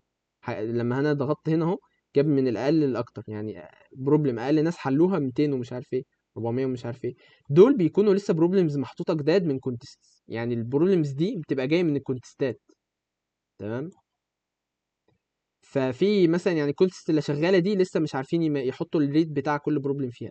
المهم يعني بالتعود هتلاقوا الموقع سهل. تمام. فانا عشان تحلوا اي بروبلم تضغطوا مرتين على دي. مثلا هنا بدأ يجيب لك ريتنج سهل اهو، مثلا ووتر ميلون. تمام. نفتح نشوف ايه البروبلم. شكل البروبلم على المواقع دي بيبقى ايه؟ العنوان. تمام. ويبدأ يجيب لك بقى الليميتس بتوعك اللي انا كنت اتكلمت عليه في اول سيشن، لو احنا بيبقى عندنا ليميتين، الوقت والمساحه. تمام. المساحه 64 ميجا، رقم لو انت مستحيل تعدي الرقم ده اصلا. اللي احنا بنركز عليه اكتر هو الوقت. تمام. هنا 1 سكند. تمام. ال ال 1 سكند اللي هي كانت اعتقد 10 اس 8. يعني انت لو دخلت انبوت 10 اس 8 هياخد وقت 1 سكند. ده يعني بيج او. يعني مثلا هنا احنا قلنا بيج او في ان، لو الان دي 10 اس 8، اعتقد 8 مش متاكد من الرقم، لو 10 اس 8 ده يعني لو ان بتساوي كده، ده هياخد مده ثانيه على الموقع هنا. تمام. يعني ده كده هيعدي ثانيه. يعني مثلا هنا ثانيه، انا خليته يدخل اكتر من 10 اس 8 فهيقوم قايل لي لا انت كده ما عرفتش تحلها صح، او مش ما عرفتش تحلها صح. في بقى ايه حالات. هو اول حاجه احنا بيبقى البروبلم طبيعي مش هيقول لك اجمع لي رقمين او اضرب لي رقمين او حاجه من الحاجات دي، لا هو بيحاول يحاكي موقف حقيقي. تمام. بيحاول يحاكي موقف حقيقي. انت مثلا في الحياه الحقيقيه بتاعتنا، مثلا انت في شركه، حصل لك كذا كذا كذا وفي كذا كذا، هتهندل الموضوع ده ازاي؟ تمام. خلينا جايب لكم بروبلمز الصراحه سهلين يعني. ده هنا قايل لك انت تعمل ايه اصلا. تمام. بس دي لان انا قصد اجيب لكم بروبلم سهل. تمام. هنا قايل لك عندك 4 ارقام اهو، given 4 numbers A B C D، print الناتج. تمام. بتاع print the result of the following equation. يعني انت عندك المعادله دي، اطبع لي الناتج. تمام. يعني ايه بقى example وانبوت واوتبوت والكلام ده؟ دلوقتي انت مثلا كتبت الكود بتاع ده، كتبت الكود اللي بينفذ الكلام اللي هنا. هنا مثلا كان كلام كتير، كتبت الكود اللي برضو بينفذ الكلام ده. ازاي بيتأكد ان انت حليت صح؟ بيبقى عنده زي ايه، مجموعة من الانبوتس والاوتبوتس الصح بتوعهم. يعني انا مثلا عارف ان لما هدخل بواحد الناتج ب5، هدخل اتنين الناتج ب6 كده. فهو عنده مجموعة من الانبوتس والاوتبوتس، هو عارف ان ده هيطلع كده، هو متأكد. ويبدأ بقى يجرب يدخل الانبوت ده عندك في الكود بتاعك، هيطلع نفس الاوتبوت اللي عنده ولا لا. لو طلع نفس الاوتبوت تمام، لو ما طلعش هيبدأ يقول لك ايه عندك مشكلة. تمام. خلينا ناخد مثال عملي. يعني هنا هو بيقول لك given four numbers print the following equation. تعالوا نكتب مثلا ايه، انا بحب اقسم كده اهو. لو حاولنا نحل اهو مثلا بروبلم وخلاص، اي حاجه دوت سي بي بي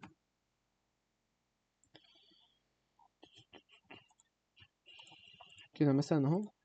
لو هنبدا نحل حاجه زي دي، هو بيقول لي عندي 4 ارقام، فازاي هبدا اكتب كده؟ هكتب انت A B C D. تمام. دي المعادله. تمام. هو الاي بي سي دي مش ارقام عندنا، هو بيقول لك الانبوت اهو، يعني الاي بي سي دول انبوت من اليوزر. تمام. بيقول لك الارقام دي هتبقى ما بين السالب 10 اس 5 وال 10 اس 5. تمام.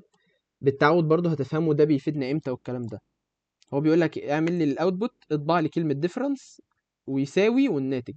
تمام اهو. يعني مثلا هو عندي 1 2 3 4، الديفرنس هيطلع كده 2 3 4 5، ده الاوتبوت بتاعه. تمام. في بروبلمز انت ممكن ما تفهمهاش من الكلام ده وتفهمها من الاوتبوت. تمام. لكن هنا واضحه وصريحه يعني، فهنقوم عاملين ايه؟ سي ان اي بي. هنا بقى مش محتاج اطلع اكتب سي اوت دخل لي ال4 ارقام، لا هو هنا بيشوف بس انت كودك شغال صح ولا لا. تمام. سي ان اي بي سي دي. تمام. هو بيقول لك الاكس عباره عن كده، فاحنا ممكن نكتب اهو انت اكس هتساوي a في b، a في b ناقص c في d بالظبط. تمام. آم، هو عايز الاوتبوت يبقى بالمنظر ده، فهم قايل له سي اوت، وقت اخد الكلمه دي كوبي او المنظر ده كله كوبي اهو، وايه ده الناتج بتاع المعادله اهو. تمام. لو جربنا اهو نعمل رن واخد في هنا اهو، بدل ما انت تاخد الكلام ده كوبي تقوم ضاغط هنا كوبي اهو اهو، الديفرنس هيطلع بسالب 10. لو اخدت ده كوبي وعملت رن سالب 14. لو اخدت هنا وعملت رن هيطلع بايه؟ ب 14. طيب دلوقتي انا اهو اتاكدت ان الكود بتاعي صح، وعايز اشوف الحل بتاعي ده صح ولا لا. نقوم رايحين ايه لزور سبميت كود. تمام. ولازم اكون عامل لوج ان علشان ماشي. ممكن نعمل لوج ان. كويس انه مسجل هنا اهو. ماشي انا عملت لوج ان اهو. هضغط سبميت كود، هيقول لي تشوز بروبلم حسب في ساعات لو انت جايبها من البروبلم سيت هيكون كاتب لك البروبلم هنا على طول. بس انا البروبلم اللي انا كنت بحلها كان اسمها ديفرنس. تمام. اهي ديفرنس. هنا اللانجوج دي لازم تحددها الكومبايلر بتاع سي بلس بلس، لان الموقع ده موقع بروبلم سولفنج، انت تقدر تحل باي لغه انت عايزها. تمام. في جافا اهي، في كوتلين، بايثون، تقدر تحل باي لغه. تمام. احنا الكومبايلر بتاع سي بلس بلس اسمه اهو جي بلس بلس، في منه فيرجنز برضو يعني ده اللي نازل باين 2017، ده اللي في 2020 2023 هكذا يعني. تمام. انا بستخدم ده وخلاص، يعني مش هتفرق قوي يعني. هم اخدين الكود ده كوبي من الجزء من اللي انت كاتبه اهو كوبي كله، تقوم حاطه هنا بيست. تمام. وتضغط سبميت. في بقى يعني 4 حالات ممكن يجوا لك. اول حاجه ويجي لك اكسبتد دي. تمام. يجي لك اكسبتد دي لو انت يعني ايه، انا قلت لكم هنا ان هم بيبقى عندهم انبوتس كتير والاوتبوتس بتاعهم الصح. فلو انت عديت كله، يعني كل انبوت دخلوه طلع نفس الاوتبوت اللي عندك، خلاص كده هيجيب لك اكسبتد. في حاله ممكن يقوم قايل لك رونج انسر. رونج انسر مثلا يعني هم كانوا مدخلين الانبوت المفروض ب 10 ويطلع 6، انت طلعت 7، فيقول لك رونج انسر.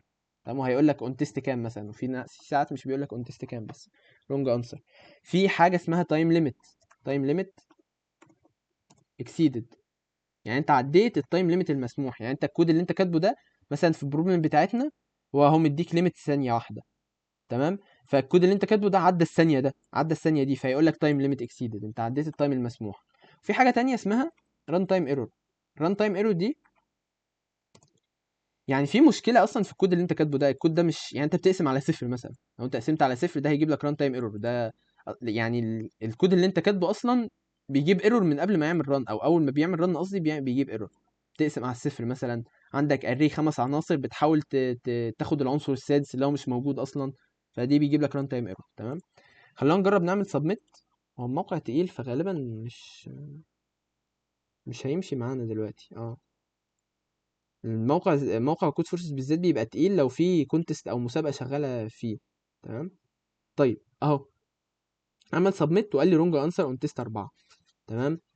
انا قلت لك رونج انسر بتحصل امتى؟ لما يبقى فيه تيست مثلا الانبوت بكذا والاوتبوت بكذا، وانت الاوتبوت بتاعك طلع مختلف. طب في ساعات بروبلمز تسمح لك ان انت تشوف اللونج انسر دي فين، ان انت تضغط هنا اهو. مسهل. واضح انها مش هتفتح قريب خالص يعني. انا كده ولا كده عارف المشكله فين يعني، بس اهو بيقول لك انا جربت ادخل الانبوت ده، والمفروض الاوتبوت يبقى كده. لا، انا دخلت الانبوت ده تمام، الاوتبوت اللي انت طلعته كده، بس الانسر المفروض تبقى كده. واخدين بالكم فرق الرقم؟ تمام. فبيقول لك مش عارف ايه expected كذا found كذا. تمام. هو هنا في مثلا كمان بيقول لك المشكله فين، يعني هنا كمان مسهلها لك وقايل لك المشكله فين، مش دايما بيبقى قايل لك. هنا لان بروبلم سهله قوي، تستخدم ان احنا نتعلم بس. بيقول لك signed integer overflow، يعني في overflow حصل، يعني الانتجر مش هيهندل كل ده. ليه بقى؟ لو احنا بنحل، يعني واحنا كنا بنقرا البروبلم ذات نفسها، انا مش عارف اجيبها تاني صح. مم.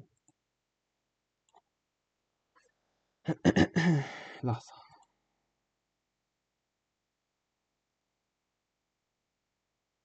وانا بقرا البروبلم ذات نفسها، كان قايل لي ان اقصى رقم ممكن يدخل ب 10 اس سالب 10 اس 5 او 10 اس 5. خلينا نبص على الموجب دلوقتي مثلا.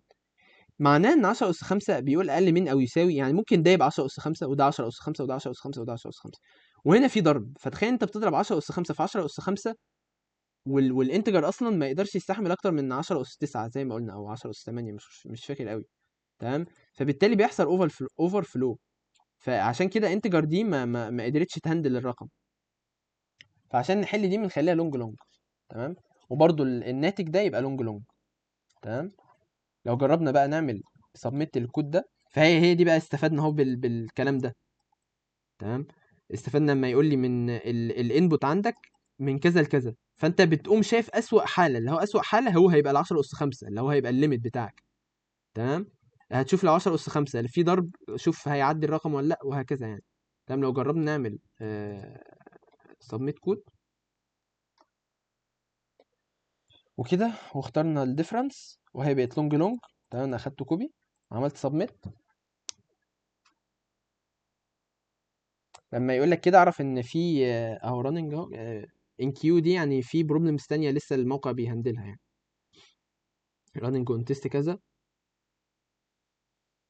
بيقعد لو الموقع مش تقيل يعني بيقعد يقول لك راننج اون تيست كذا كذا كذا كذا، لحد ما يجيب لك يا اما رونج يا اما مثلا تايم ليميت، ايا كان هيجيب لك ايه بقى، يعني هي حاجه من الاربعه اللي قلت عليهم. يا اما اكسبتد يا رونج انسر يا تايم ليميت يا رون تايم ايرور. تمام. او مثال اهو رونج انسر اكسبتد، مش عارف رونج انسر رونج انسر، ما اعتقدش هنا كنت جبت تايم ليميت قبل كده. ده زي الهيستوري بتاعك يعني. في كومبايليشن ايرور دي برضو مشكله في الكود، حاجه زي الران تايم ايرور كده. فيها مثلا عندي كان قبل كده تايم ليميت اكسيدد. دي في بروبلمز تانية، واخدين بالكم يعني، دي في بروبلمز بس في نفس الجروب. تمام. هو الموقع تقيل، فكان زمانه اصلا جاب اكسبتد كل ده، بس هو لسه قاعد شغال اهو بيتاكد. متخيلين يعني في 33 تيست، 36 تيست هو بيشوف بيدخل لك الانبوت ويطلع، ولازم يطلع نفس الاوتبوت زي اللي عنده يعني. تمام. الساعه بقت كام؟ المهم يعني دي هتجيب اكسبتد يعني، خلاص، فاحنا ممكن نرجع لها بعدين. فدي مثلا بروبلم سهله اهي حلتها معاكم. فدي الطريقه الجديده ان شاء الله اللي هبقى اديكم بيها البروبلمز يعني. ممكن بروبلم سهله برضو احنا اصلا حليناها، او لا ما حليناهاش قوي. بيقول لك اطبع لي من 1 ل n، اطبع لي ما تجمعش. فدي هتعمل ايه؟ فور لوب من 1 ل n وتطبع. تمام. هنا ال n اقصى حاجه 10 اس 3، فدي مش هتتغطى يعني مش هتعدي الانتجر عادي، الانتجر يقدر يخزن لحد 10 اس 9 فعادي. وبرده مش هتعدي الثانيه. تمام. دي سهله قوي يعني مش محتاجه حاجه زي دي. مش عارف نحلها ولا نسكيب وخلاص. نبقى نحلها بعدين. اهي البروبلم جابت اكسبتد اهي، بعد ما كان جاب لي رونج انسر كذا جابت اكسبتد. وممكن تشوف اخد ميموري قد ايه. اخد 100 كيلو بايت، والتايم اخد 62 ملي ثانيه. تمام. دي حاجه الموقع بقى هو اللي بيحسبها. كنت عايز احل معاكم البروبلم الاخيره دي، بس لا، عشان بس نلحق نشرح اخر جزء اللي هو السترنج. تمام. السترنج، ليه البتاع عامل كده؟ كده سترنج مثلا دوت سي بي بي مثلا. ده كده كده كده. ماشي. احنا قلنا السترنج اللي هو ده اس مثلا نيم هيساوي اسامه مثلا، تمام. ده سترنج لما كنت مثلا بعمل سي اوت كده، سي اوت مثلا ايا كان السي اوتات اللي استخدمناها قبل كده اللي هو انتر مش عارف ايه والكلام ده، كل ده عباره عن سترنج. اي حاجه ما بين الكوتيشن دول دي سترنج، تمام. السترنج ده لو جيتوا تفكروا فيه هو مجموعه حروف لازقه في بعض، يعني هي مجموعه حروف لازقه في بعض. واحنا قلنا ان الاري عباره عن مجموعه من الداتا ليهم نفس مجموعه من البيانات ليهم نفس الداتا تايب. فاحنا ممكن نمثل ده ان هو اري من الحروف، هم عامل كاركتر ونكتب مثلا نيم اري مثلا ونديله كده، واهو وعاملين كده اهو او اس اي ام مثلا ايه. ده هو ده، خلي بالكوا ده هو ده. دي هي كام حرف؟ 1 2 3 4 5. هتلاقي ده 5 لا 6. هقول لكم ليه كمان شوية، بس ايه يعني لو جينا نعمل هنا سي اوت array مثلا كده ونيم اهو، طبعا نفس الكلام. لما طبعت الاري ده وما طبعت النيم نفس الكلام هنا، بس عشان خليت دي سمول بس مش اكتر اهو، طبعا نفس الاسم. فده معناه ان هي يعني احنا لو وقفنا هنا كاركتر اري 5 عبارة عن 5 حروف. هنا برضو كاركتر بس من 6 حروف. ليه بقى 6 حروف؟ لان في هنا حاجة هو اشدران دي نهاية الخط، نهاية السترنج. اه دي اللي بتقول له دي النهاية، بس برضو في حاجة كده بتبقى موجودة جوه الكومبايلر مش بنشوفها احنا، حاجة اسمها باك سلاش صفر. باك سلاش صفر اه، تمام. يعني لو عملت كده هو شافها اهو. واخدين بالكم بقى في يعني انا كاتب باك سلاش صفر واحدة، مش مش عارف ازاي اوضحها، بس انا كاتب باك سلاش صفر واحده فبقى في اكتر من صفر. المهم ان في هنا باك سلاش صفر، يعني وكانها معموله كده من الاخر. هو معمول كده اهو. عارفين لو طبعت مش هيطبع الباك سلاش. يعني ده عباره عن كده اصلا، عباره عن array من كاركترز واخر حاجه هي الباك سلاش صفر. طيب باك سلاش صفر دي ايه؟ دي في الاسكي كود اللي هي النل. يعني احنا لو رحنا هنا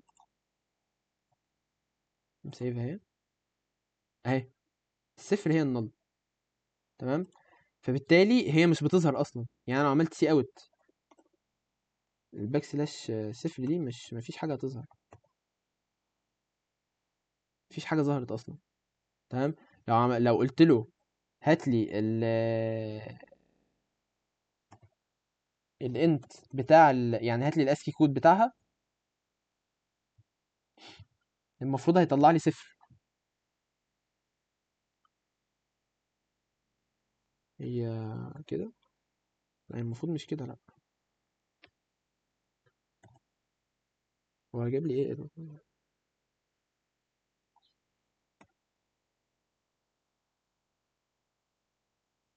اتفضل يا كريم. ممكن ما بين سنجل كوتيشن. اه مظبوط، لان ده كاركتر، ده كاركتر مش سترينج فعلا اهو. طبعا ان هو صفر، انا اوريدي هنا كاتبها سنجل كوتيشن، مش عارف هنا اتلخبطت بس، تمام. اهو هو قايل لك اهو لما تبقى نل بصفر الاسكي كود بتاعه بصفر، تمام. فهو ده النل، باك سلاش صفر هو النل. فده هو ده حرفيا نفس فكره كده. في الاري كنا قايلين ان في حاجه اسمها سي ستايل، السنتكس بتاع الاري في حاجه اسمها سي ستايل وفي حاجه اسمها اري كلاس. ده السي ستايل، ده السترنج كلاس، نفس الفكره، تمام. ايه الفرق؟ دي اري، يعني دي ما فيهاش، يعني انا لو كتبت اري كده اهو دوت ما فيهاش ميثودز، تمام. اما لو كتبت نيم دوت هلاقي ميثودز كتير، لان ده عباره عن كلاس، تمام. هتفهموا اكتر يعني ايه كلاس وميثودز والكلام ده لما نيجي نشرح جزء الاو بي، احنا قربنا ندخل عليه كده ولا كده يعني. تمام. طيب احنا ممكن برضو يعني ما هو كده ولا كده ده عباره عن اري.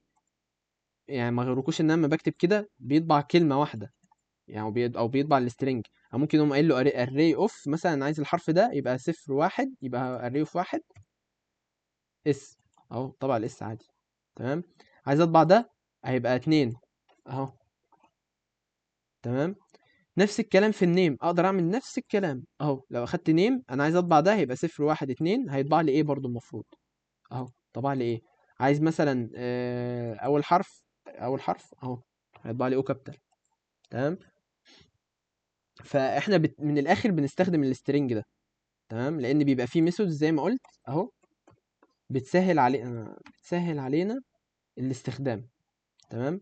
مش بنستخدمها كده، واسهل في طريقه الكتابه طبعا. يعني تخيل تقعد تكتب قوس وكوما وحرف حرف حرف حرف، لا، في انت كاتب جمله ولا حاجه. تمام. طيب، في حاجه اسمها string concatenation، يعني ان انت تجمع ما بين string اسمها ايه، جملتين. احنا في العادي كنا بنعملها ازاي؟ كنا بنعمل كده مثلا، يعني خلينا مثلا هنا first name مثلا، وهنا last name، خلي هنا احمد مثلا. تمام. كنا في العادي لو انا عايز اكتب الاتنين دول ورا بعض كنت بعمل first name والاوبريتور ده بعدها اللاست نيم. تمام. هما كده هيكونوا لازقين في بعض، فبالتالي ممكن اسيب مسافه كده زي دي كده. تمام. كده الاتنين دول هيطبع اسامه احمد عادي خالص اهو. ده كده اسمه string concatenation، ان احنا جمعنا ما بين سترينجين. تمام. يعني لو عملت كده اهو string concatenation. تمام. لسه معانا حبه. ده السترينج concatenation. اول طريقه اللي هي الطبيعيه ان احنا نستخدم العلامه دي. تمام. في طريقه تانية ان احنا نستخدم زائد. احنا عملنا كده هيطبعهم لازقين في بعض. عارفين حل للطريقه دي؟ بدل ما انا اعمل مسافه لوحدي، ممكن هعمل هنا مسافه اهو. لو جيت اعمل زائد اطبع اهو، لزقهم في بعض عادي باستخدام الزائد. هو واخدين بالكم ان هو بيعمل زائد للسترنج مش لارقام، وما اعتبرش ان دي اسكي او الكلام ده خالص يعني. تمام. فدي تاني طريقه ان احنا نعمل بالزائد. في طريقه بقى ان احنا نبدا نستفاد بان ده كلاس، يعني نبدا نستفاد بالميثودز اللي جوه، ان احنا نعمل دوت حاجه اسمها ابند. تمام. ونكتب الحاجه اللي عايزين نعمل لها ابند جوه هنا. تمام. بالطريقه دي اهو. طه اسامه احمد برضو. تمام. ابند. تمام. دي ميثود كده بقى غلط. مش اخر طريقه ان احنا نعمل بيها string concatenation، ان احنا نعمل فانكشن كده اسمها str cat، اختصار str اختصار للسترنج، وكات اختصار للكونكاتينيشن. تمام. ونعمل كده ونكتب بقى الاثنين سترنج اللي انا عايز اعمل لهم concatenation اهو. غالبا مش الفانكشن دي محتاجه ان احنا اعتقد نعمل لها include string في حاجه اسمها string.h.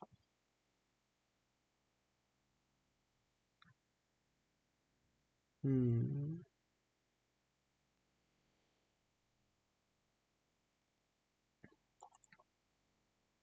انا ما كنتش جربتها الصراحه قبل ما ادخل معاكم.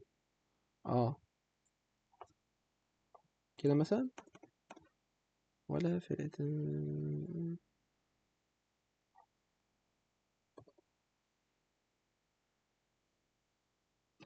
دي المفروض ان هي كانت بتشتغل، يعني مش عارف هو ايه ليه ده.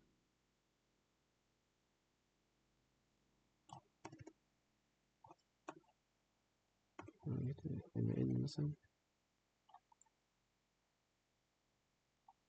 المفروض يعني ان هي كانت تعمل concatenation نفس الفكره بتاعت الزائد والابند والطريقه دي يعني. تمام. ممكن نسكبها دلوقتي، بس هكتبها برضو، هبقى اعرف المشكله فين بعدين وابقى اقول يعني str المفروض كات. تمام. وهنا بنكتب السترنج الاول مثلا string 1 string 2 مثلا. تمام.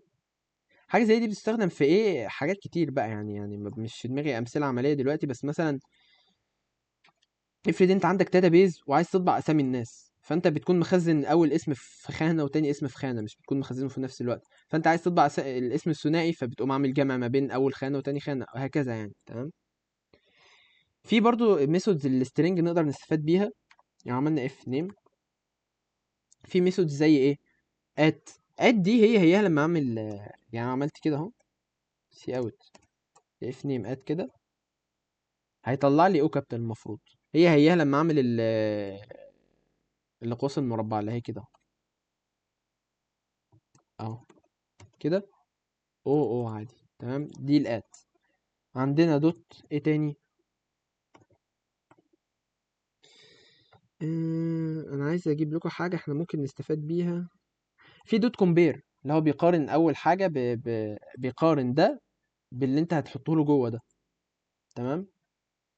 فده بالتالي هيطلع لك يا صفر يا واحد، تمام. بس فككم من الميثود دي دلوقتي. في ميثودز كتير، في مثلا زي امتي، يعني السترينج ده فاضي ولا في حاجه، تمام.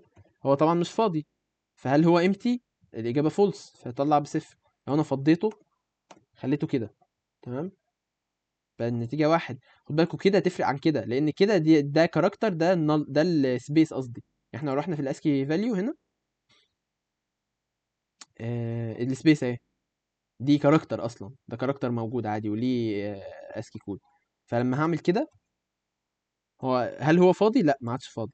في دوت سايز، يعني لو كنت كاتب هنا اسامه اهو، سايز نحط هنا بس كده اهو، هيقول لي ان هو 5 حروف، تمام.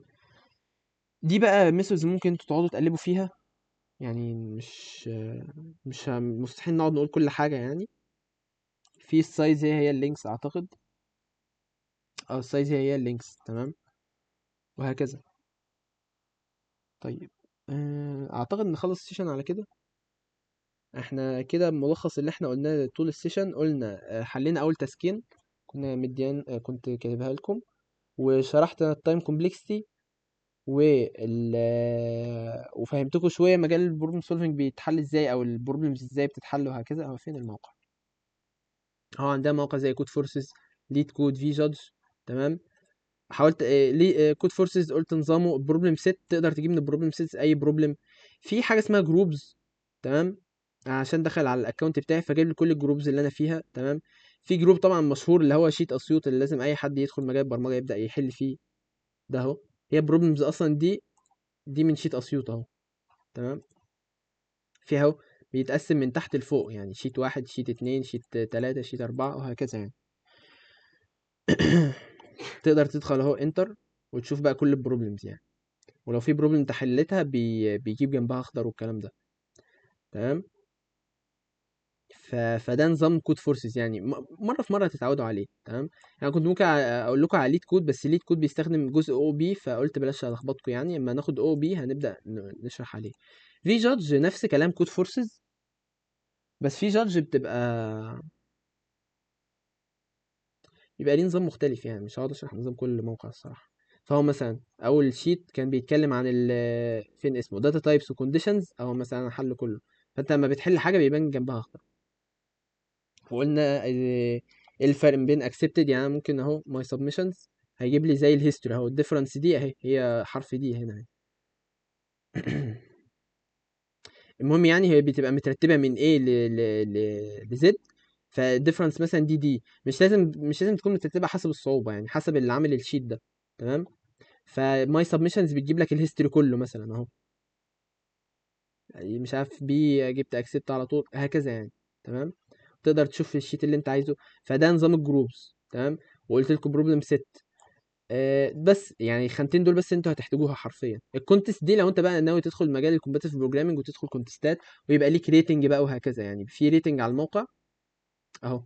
كونتست ريتنج بيبقى في ريتنج، مثلا انت وصلت ايه، حليت ايه، وهكذا يعني، تمام.